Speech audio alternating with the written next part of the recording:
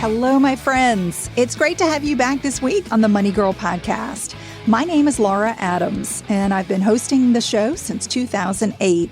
I'm the author of 9 books, and I'm super excited to let you know that the most recent one is available now as an audiobook, narrated by me.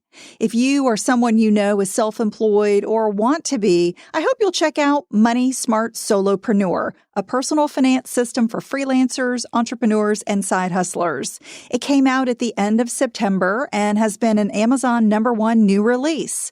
Order the paperback, ebook, or audiobook for yourself or maybe as a holiday gift.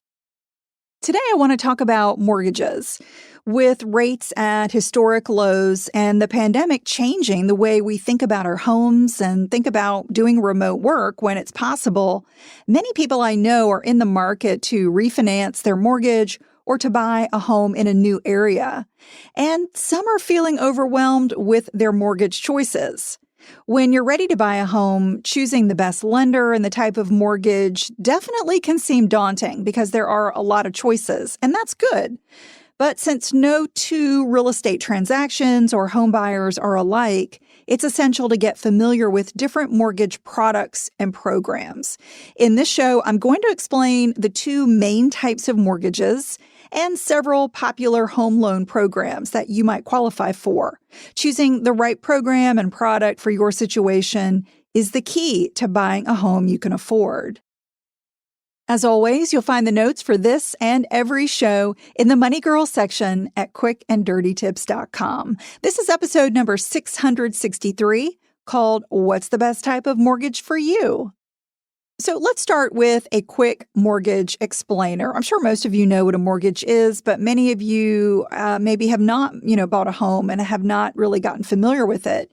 It's a loan used to buy real estate, such as a new or an existing primary residence or maybe a second home, a vacation home. And in a mortgage, it states that your property is collateral for the debt. And if you don't make timely payments, the lender can take back the property to recover their losses. So because the mortgage is secured by your actual home, that's one of the reasons why mortgage rates are always pretty low when compared to other types of debt, such as credit card debt. In general, a mortgage does not pay for 100% of the home's purchase price. You typically have to make a down payment, and that could range from 3% to 10% or even more, depending on the type of loan you want and that you qualify for. For example, if you agree to pay $300,000 for a home and you've got $15,000 to put down, you need a mortgage for the difference, which is $285,000. Now, in addition to that down payment, lenders charge a variety of processing fees that you either have to pay up front or roll them into your total loan, which would increase your total amount of debt. So you need a little bit more than that down payment. That's just kind of a budgeting tip when you're considering how much home you can afford. And then you go to the real estate closing and the lender wires the funds to the closing agent or the attorney, and you sign a stack of mortgage papers and closing documents, and your down payment and your mortgage money go to the seller and to various parties, such as a real estate broker, title company, inspector, surveyor, and insurance company, all the people who had some part in making the deal happen and, have a bill that you need to pay. That all gets settled at the closing table. And by the way, these days closings can be done remotely. They've always been able to be done remotely, but certainly with COVID, you can do mail-away closings or even drive-through closings so that you don't actually have to be in the same room with the other party if you don't want to be. After all the paperwork is signed by both the buyer and the seller, you are a proud new homeowner and you begin making mortgage payments the next month. So the structure of your loan and your payments depends on whether your interest rate is fixed or adjustable. So let me explain the difference here. These are the 2 main types of mortgages. Understanding them is essential because they're really different. So let's talk about a fixed rate mortgage first. This one has an interest rate that never, ever changes. no matter what happens in the economy. And the most common fixed rate terms are 15 years and 30 years. 30 years is definitely the most common, but a lot of people will also get 15 years. But you'll also find 10-year, 20-year, 40-year, even 50-year fixed rate mortgages exist. Getting a shorter mortgage means you pay it off faster and typically at a much lower interest rate than with a longer term option. For example, as of December 2020, the going rate for a 15-year fixed rate mortgage is 2.4%, and a 30-year is 2.8% APR. Now, that's not much of a spread. It's typically much bigger and wider than that, but we'll talk a little bit more about why the rates are a little strange right now because rates are so low. Now, the downside with a shorter loan is that they have higher monthly payments. And a lot of people want longer mortgages in order to pay as little as possible each month and make their home a little more affordable. So let me give you some situations when getting a fixed rate mortgage typically makes sense. Number one, you see low interest rates or rising interest rates. If you see that rates are going up, you definitely want to lock in a low rate because that's going to last for the life of your mortgage loan and it protects you against inflation. The second reason is you want financial stability. If you've got the same mortgage payment for decades, that allows you to easily budget and avoid any financial surprises.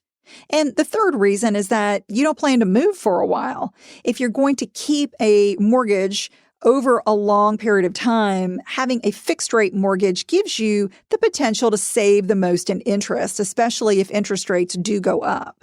So those are just a few of the ideas behind why fixed rate mortgages can make sense in a lot of situations. Now, let's switch gears and talk about adjustable rate mortgages. These are known as ARMs, A-R-M, and this is the second primary type of home loan that you'll find. And with this one, your interest rate and your monthly payment can go up or it can go down according to predetermined terms based on a financial index. And the index will vary, but it might be the T-bill rate or the LIBOR, which is another rate commonly used in the financial markets. And most ARMs are actually a hybrid of a fixed rate and an adjustable product. Here's how they work. They begin as a fixed rate. They begin with a fixed period and then convert to an adjustable rate later on.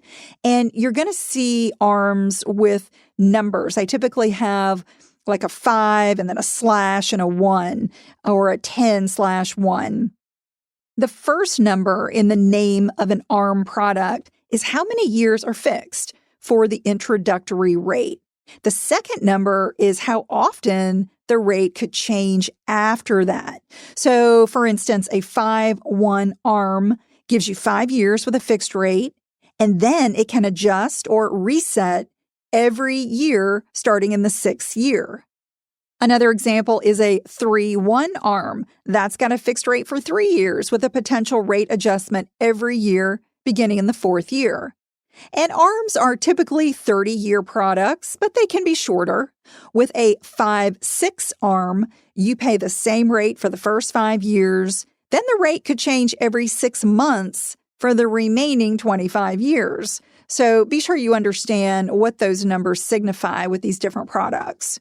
And what's good to know about ARMs is that they do have limits on how much the rate could potentially go up. They've got built-in caps for how much the interest rate can climb from one adjustment period to the next. And also, they've got caps on the potential increase over the life of the loan. So when you're shopping for an ARM, be sure you understand how often the rate could change and how high your payments could go. In other words, you need to be comfortable with the worst case scenario before signing on the dotted line to get an ARM. In general, the introductory interest rate for a 30-year ARM is lower than a 30-year fixed rate mortgage. But that actually has not been the case recently because rates are at historic lows. So the idea is that rates are so low that they likely have nowhere to go but up, making an ARM less attractive. And I mentioned that the going rate for a 30-year fixed mortgage is 2.8%. Let's compare that to a 30-year 5/6 ARM, which is also 2.8% APR. Now, when ARM rates are the same or higher than fixed rate mortgages, They don't give you any upside for taking a risk that the payment could increase.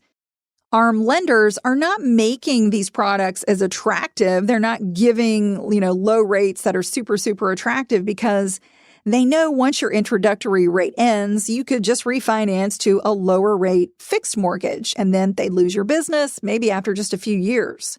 That means they could end up losing money if you haven't paid enough in fees and interest to offset their cost of issuing you the loan. So unless you really believe that interest rates can drop further or ARM rates are low enough to offer borrowers significant savings, they really are not a wise choice in the near term.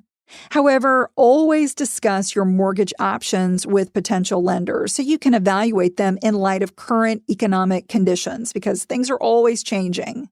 I've had fixed rate mortgages and adjustable rate mortgages. And, there are certainly benefits to both. It really just depends on what the interest rate environment is, what your plans for home ownership are, how long you plan to be in the home, and your financial situation, what risk you're willing to take. It can be a little unnerving that your rate could go up with an ARM. We're not in that environment right now where rates are going up, but at some point, the tide will turn and they will go up.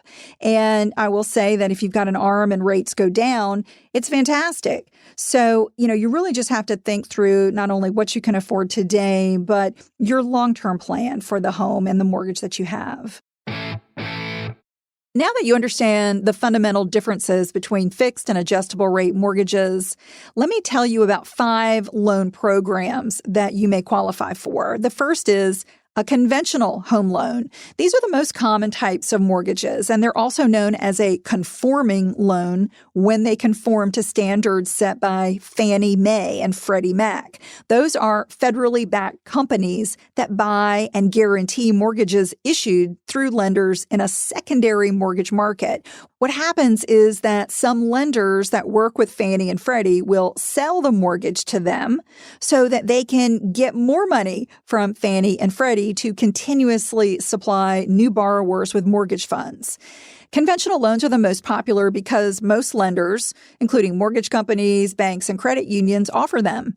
And borrowers can pay as little as 3% down. However, if you can pay more, such as 20%, that's wonderful because you'll eliminate the requirement to pay an additional monthly private mortgage insurance premium. So that's actually a premium that benefits the lender just in case you don't pay your mortgage. So that's a type of insurance that doesn't benefit you, it benefits the lender.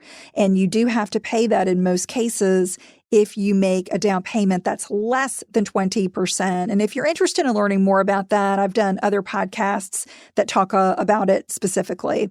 All right, the second type of loan program that you might qualify for is an FHA home loan.